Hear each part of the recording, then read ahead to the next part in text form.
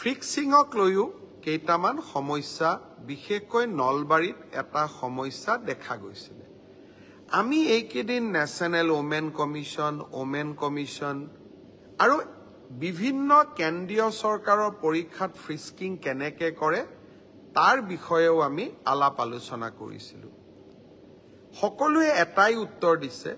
যে যদি সেম জেন্ডাৰৰ মানুহে সেম জেন্ডাৰক ফ্ৰিস্কিং কৰে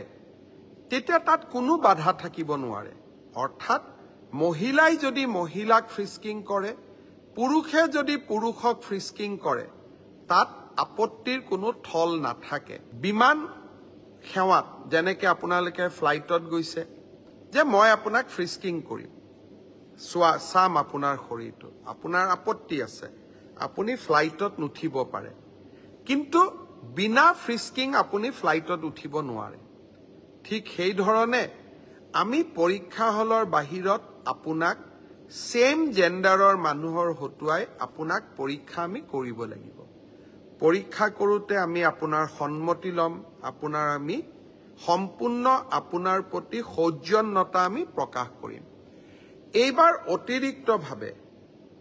মহিলাক ফ্ৰিস্কিং কৰাৰ সময়ত ছোৱালী পৰীক্ষাৰ্থীক ফ্ৰিস্কিং কৰাৰ সময়ত বা তালাচী চলোৱাৰ সময়ত সেই পৰীক্ষা কেন্দ্ৰত অতিৰিক্তকৈ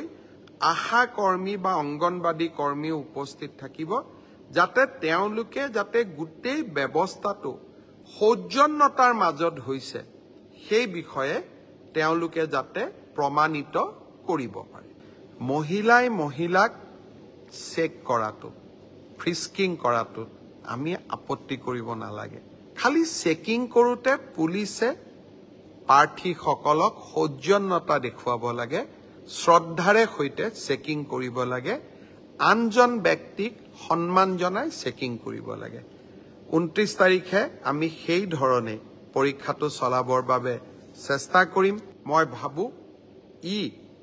আন এক বিতৰ্কৰো ওৰ পেলাব